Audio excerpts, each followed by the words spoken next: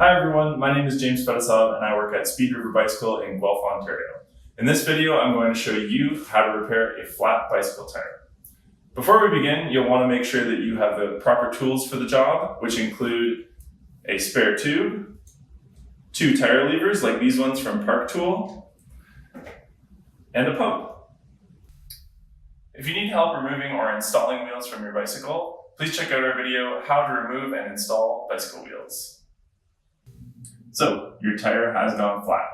Start by taking tire lever number 1, which has a hooked end and a bent end. Take the bent end of the tire lever and hook it underneath the bead of the tire, and then take the other end and place it on the spoke.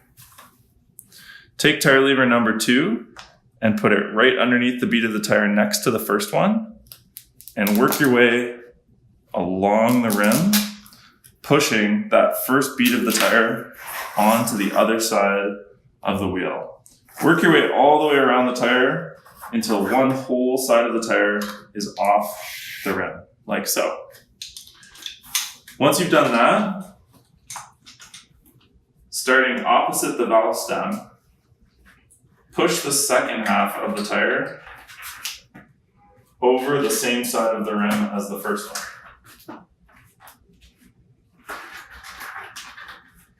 Until both sides of the tire are off the rim like so. You can then undo the press the valve collar and pull the valve stem through the corresponding hole in the rim until you've got your tire and your tube in one hand and your wheel in the other. So now we need to try and figure out why the tire went flat. Take the wheel and find a safe place for it where it's not going to roll away or get scuffed up. Remove the tube from the tire, and then using the tips of your fingers, check along the inside of the tire for anything that could have gone through the tire and into the tube, like road debris, glass, pieces of metal, that sort of thing.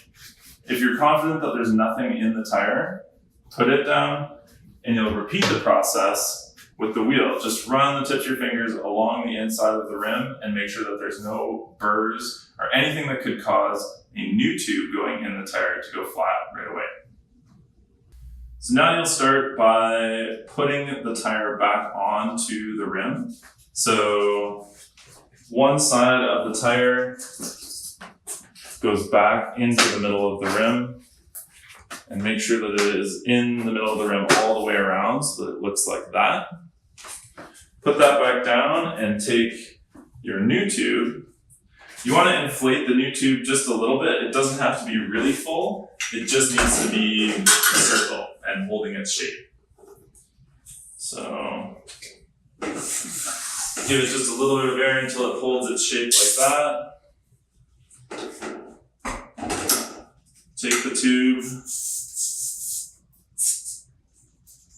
and insert the valve stem through the corresponding hole in the rim. Take the other side of the tire and put it around the tube and push the tube gently in between the rim and the tire. Once you're confident that the tube is in there, start opposite the valve stem and push the second side of the tire into the center of the rim.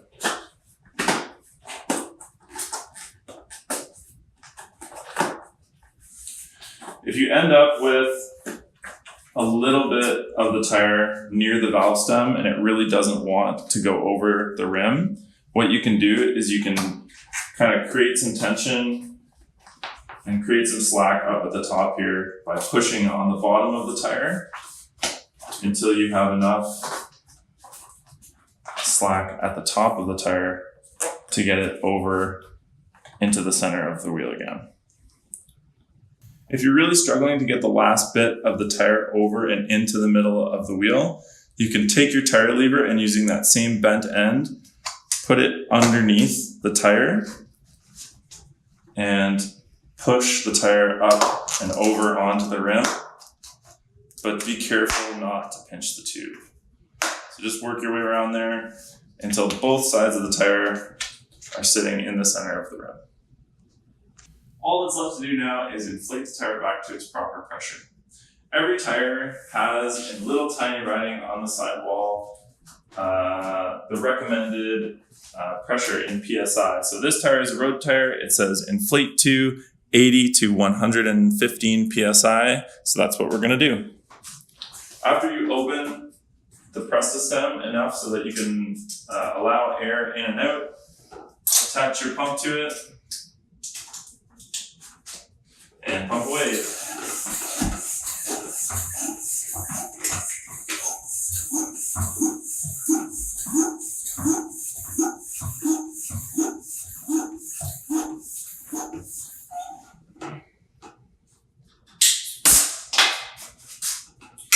After you're done, you'll want to be sure to close that Presta valve stem end again and give it a tap just to make sure no air can get in or out.